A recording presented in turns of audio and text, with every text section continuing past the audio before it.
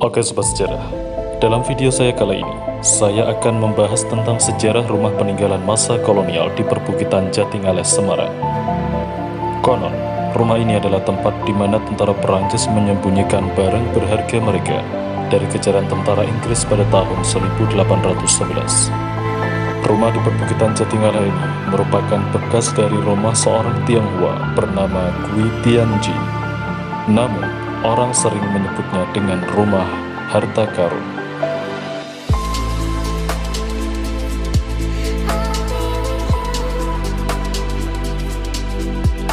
Rumah harta karun di perbukitan Jatinggaleh ini sebenarnya tidak ada hubungannya dengan rumah peninggalan Gui Tianji.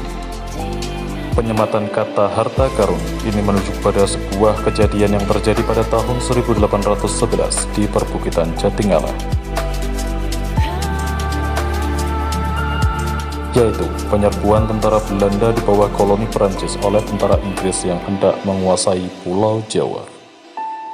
Setelah Belanda dikuasai oleh Perancis pada tahun 1795, maka secara otomatis daerah jajahan kerajaan Belanda di Hindia Timur merupakan koloni Perancis. Salah satunya adalah Hindia Belanda.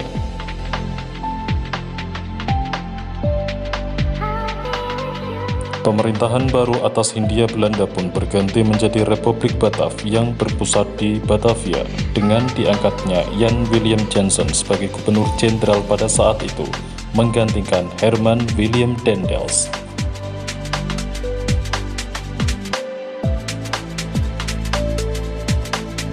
Singkat cerita, pada tahun 1811 terjadilah pertempuran besar antara pasukan Belanda di bawah koloni Perancis dengan pasukan Inggris yang hendak menguasai Pulau Jawa, pimpinan Lord Minto, yang saat itu berkedudukan di India sebagai negara koloni Inggris. Pertempuran pertama Pulau Jawa pun terjadi di Batavia. Setelah Inggris berhasil membobol benteng pertahanan Perancis di Master Cornelis, pasukan Inggris pun berhasil menguasai Waterloo Plain dan Groot Huis di Batavia.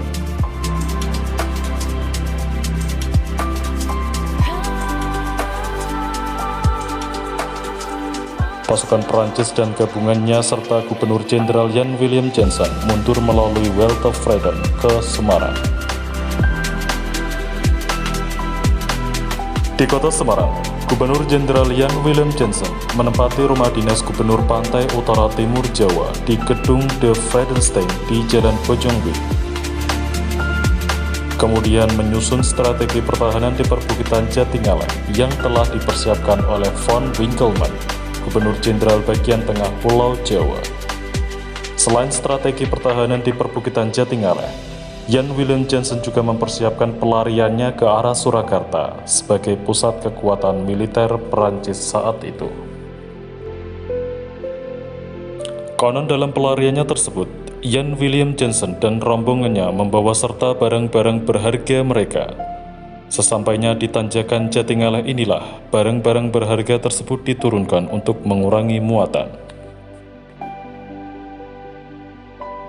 Saat pasukan Inggris mendarat di pelabuhan Semarang, sebenarnya pimpinan militer Inggris telah mengirim 2 utusan untuk bernegosiasi dengan Jan Willem Janson agar menyerah.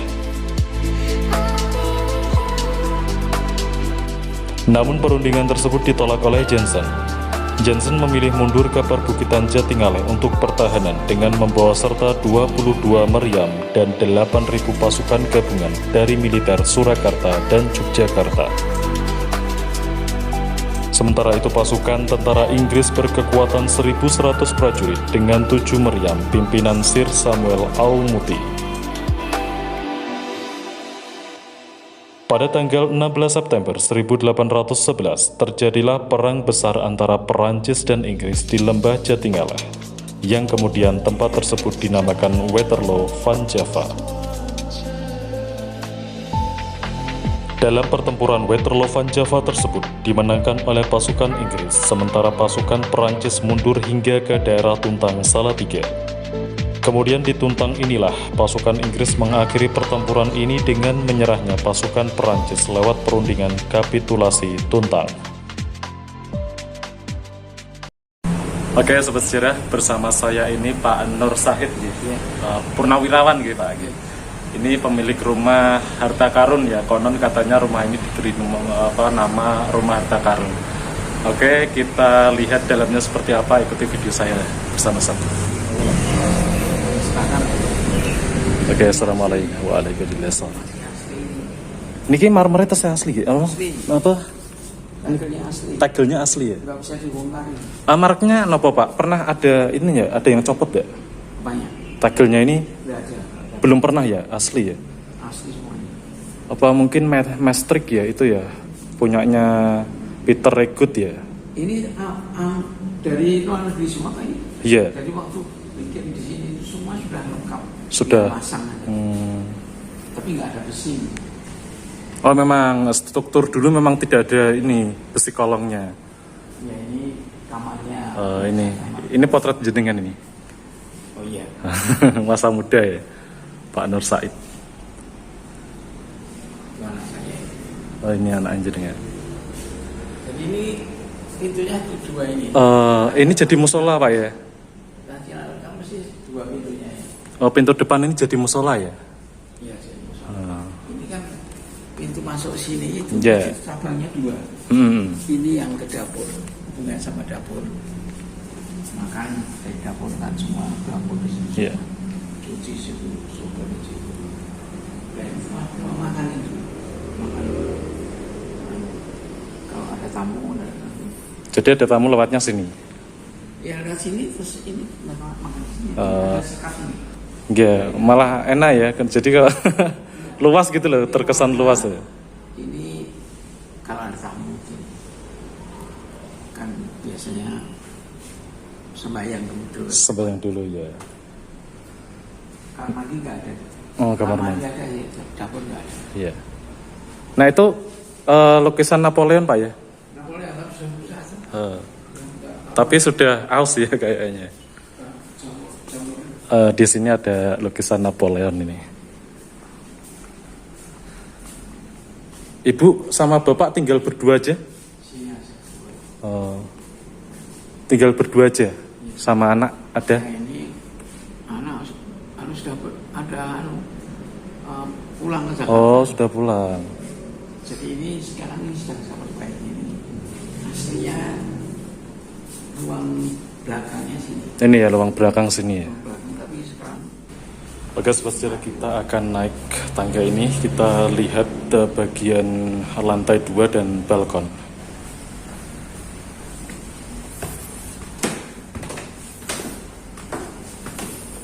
Oke sobat sejarah, kita akan lihat lantai 2 ya dari gedung harta karun. Dari rumah harta karun ini pemiliknya seorang purnawirawan Bapak Nur Said. Dan beginilah kondisi lantai 2 ya. Ini kata bapaknya ini tagelnya masih asli ya. Bisa saya tebak jika ini konstruksi pada awal abad ke-20, kemungkinan produksi dari tegel ini itu sekitar abad ke-19, yang mana saat itu produksi paling terkenal ya adalah Peter Regut. Peter Regut itu berasal dari Maastricht, Belanda. Ini ruang lantai 2 ya, seperti ini ya.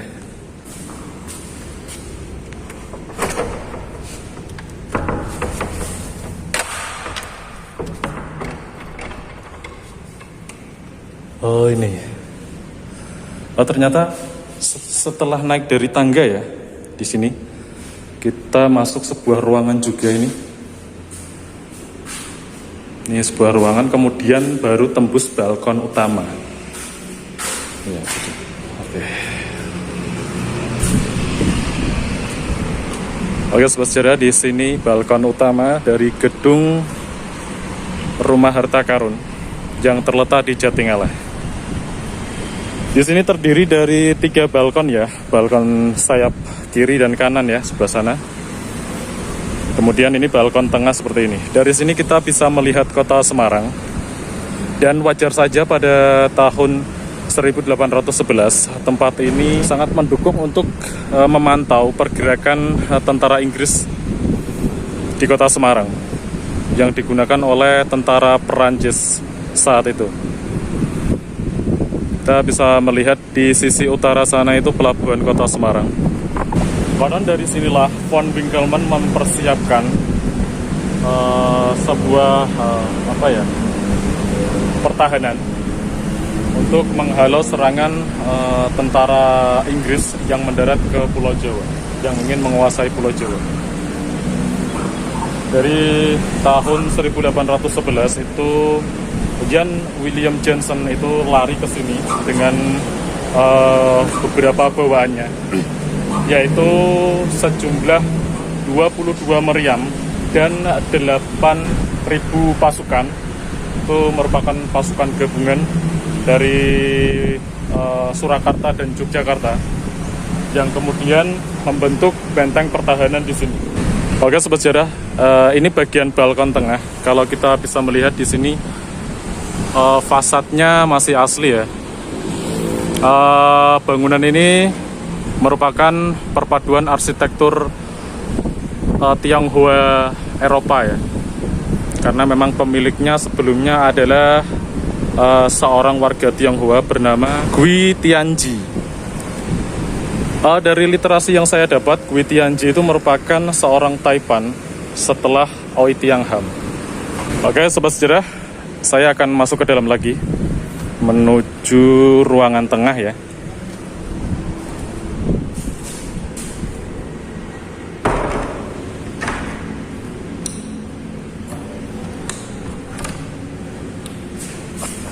Jadi inilah ruangan tengah ya, di lantai 2. Sepertinya ini dulu ada sekat ya, ada sekat begitu untuk membatasi satu ruangan ini dengan ruangan sebelah ini. Mungkin dulunya ini kamar. Bangunan ini juga pernah digunakan sebagai syuting ini ya, film horor Susana yang judulnya Beranak Dalam Kubur. Ini bagian toilet. Assalamualaikum warahmatullahi wabarakatuh. Bagian toiletnya seperti ini.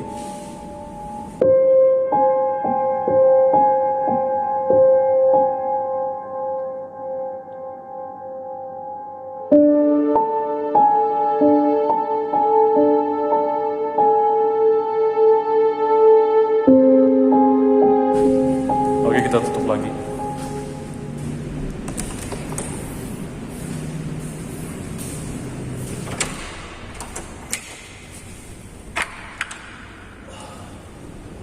Di sini ada satu ruangan lagi sobat sejarah. Coba kita masuk. Ini adalah balkon sayap kiri ya.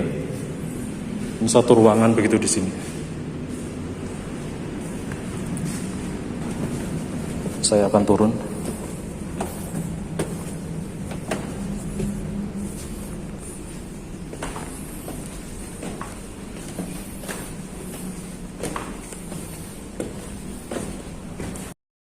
Saat ini ada kejadian apa aja? Boleh cerita enggak? Oh, macam-macam. Macam-macam. Kalau sekarang masih suara sama bau itu masih ada. Suara-suara begitu ya? Suara sama bau. Oh, bau. Kadang-kadang wangi. Oh. Itu. Yang sampai sekarang masih bau terus di sini. Di jembatan. Sejak pertama kali saya di sini di lokasi yang sana itu masih sampai sekarang. Kadang-kadang tuh Yaina gitu. Oh gitu ya. Masak, gitu. Kadang. Masak, enak. Tapi sering di itu ya nampak-nampak apa begitu? Kalau kita nggak pernah. Nggak pernah. Anak kos yang Anak kos yang sering di pojokan itu, yang taman sebelum ini lorong ini. Oh ini. itu ada yang berdiri, ada. hitam. Tapi anak kos itu biasa lewat. Oh iya. Ketemu Ini yang kos ini orang mana Pak? Kebanyakan orang luar ya? semacam. Ada yang udah mulai di 2003. Dulu aslinya anak Unika semua mas. Unika. Karena belum ada kos-kosan toh. Heeh. Dekat kampus.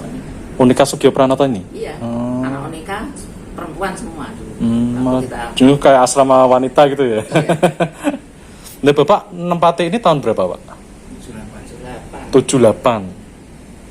78. Itu kondisinya masih rusak. wah rusak parah. Jadi yang renovasi ini Bapak semua. Mungkin karena rusak Pintu jendela nggak ada semua mas. Bongkari orang. Ini bekasnya dicongkeli. Jadi yang ada yang baru, ada yang lama ya. Yang asli yang ini. Ya, yang ada motifnya itu Kalau ya. dalam tuh asli semua masih. Ada bekas congkelan tapi susah. Itu 78 itu belum masuk cagar budaya, Pak ya? Nah, kalau cagar budaya ini kan ada platnya itu tahun berapa? Sudah jadi rumah-rumah tua, rumah-rumah Iya. Semarang gitu ya. Yang dibuat cagar budaya itu tahun berapa, Pak?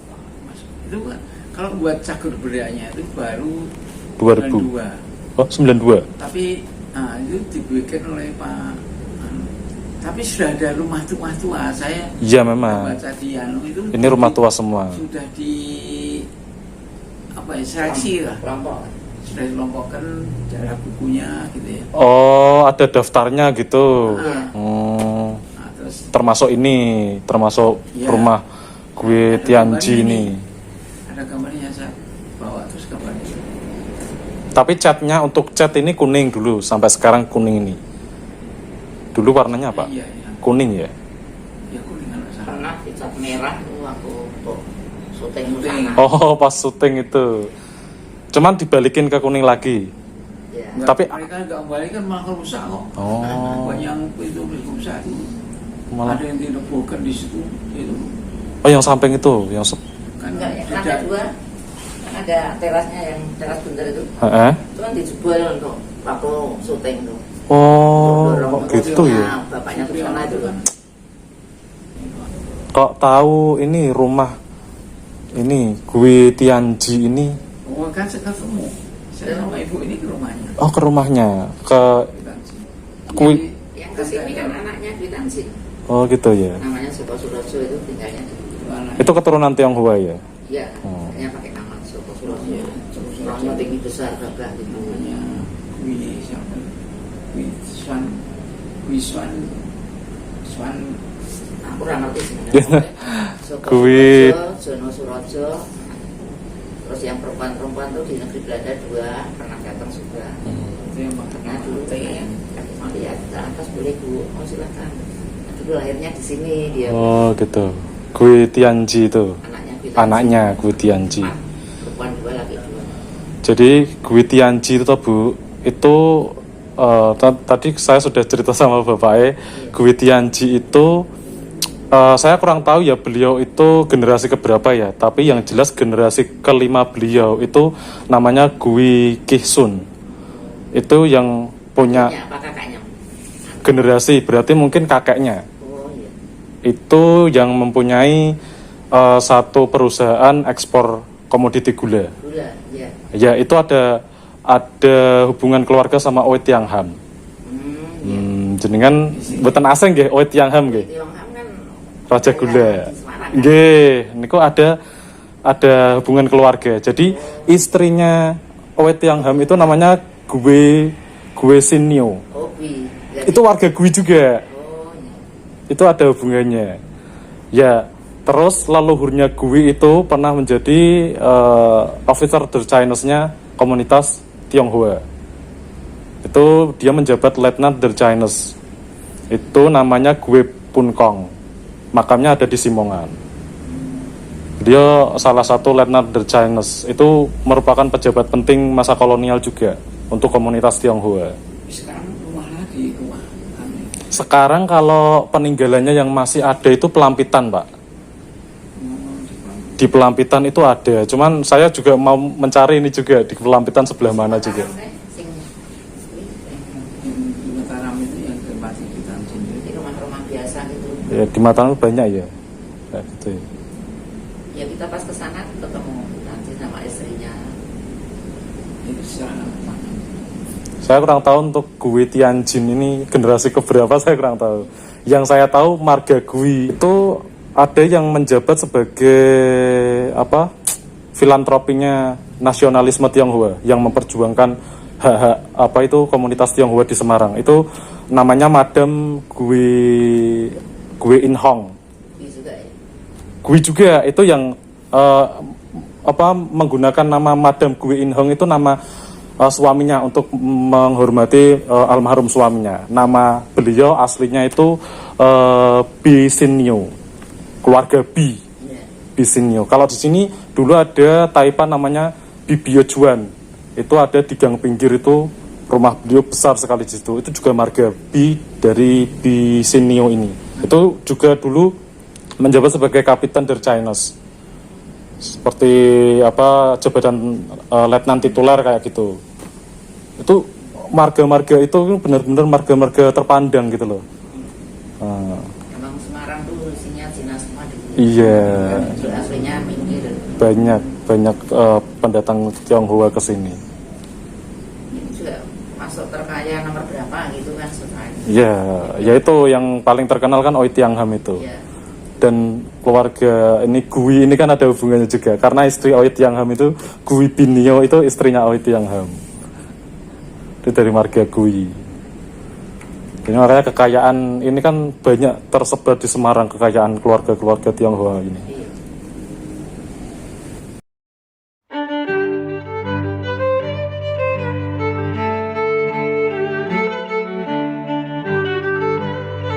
Keluarga Gui merupakan salah satu keluarga taipan dari kota Semarang setelah Sukir Bareng Ui Tiang Ham. Peninggalan keluarga Gui banyak tersebar di kawasan kota Semarang. Salah satunya adalah sebuah rumah dengan arsitektur perpaduan Tionghoa dan Eropa di perbukitan Jatingalah. Konon bangunan ini dibangun pada tahun 1910. Bangunan rumah ini dibangun dengan perhitungan Feng Shui dan Hong Shui. Dengan begitu, hal ini berpengaruh dengan rezeki dan peruntungan berbisnis dalam kehidupan seorang Tionghoa.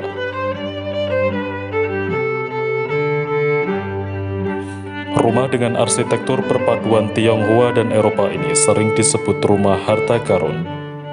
Namun sejatinya rumah yang berada di perbukitan Jatingalah ini adalah bekas rumah dari keluarga Gui bernama Gui Tianji, seorang keluarga taipan dari kota Semarang. Kekayaan keluarga Gui tidak lepas dari peran leluhurnya bernama Gui Punkong. Gui Punkong adalah seorang officer der Chinese yang menjabat sebagai letnan titular der Chinese pada masa kolonial Belanda. Sebelum diangkat menjadi officer der Chinese, beliau menjabat sebagai lead Budalkamer di Balai Harta Peninggalan.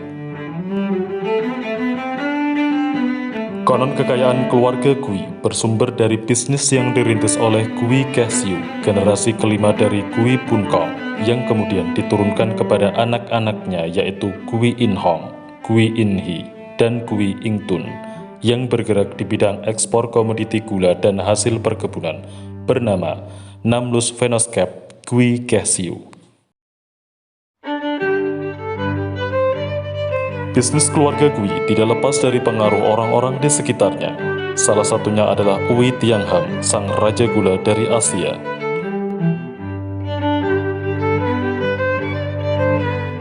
Istri Ui Tiang Ham sendiri adalah adik dari Gui Kesiu bernama Gui Sun Nyo.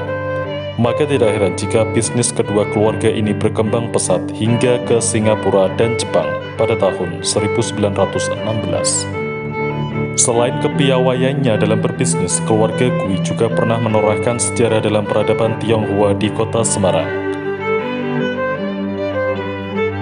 Adalah Madam Gui In Hong, seorang tokoh filantropi nasionalisme Tionghoa di kota Semarang. Madam Gui In Hong adalah tokoh yang memperjuangkan kesetaraan komunitas Tionghoa dalam segi sosial, pendidikan, serta kesehatan. Beliau sering tergabung dalam berbagai organisasi sosial. Karena kiprahnya tersebut, akhirnya beliau menerima penghargaan Ridder Orde Orange Nassau dari Ratu Wilhelmina dari Kerajaan Belanda. Nama asli Madam Gui In Hong adalah Bi Sun Nyo. Beliau menyematkan nama Gui In Hong untuk menghormati mendiang suaminya.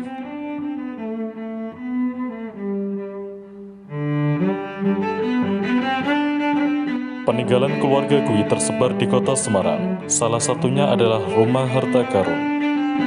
Rumah di atas Bukit Candi Baru di ujung Jalan De Vogelwijk dan rumah mewah di Jalan Pelampitan Semarang.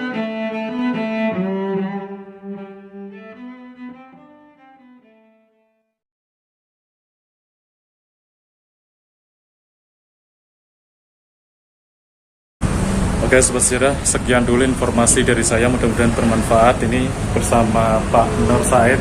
Terima kasih Pak ya. Mungkin lain waktu saya kesini lagi main-main ya. Terima kasih.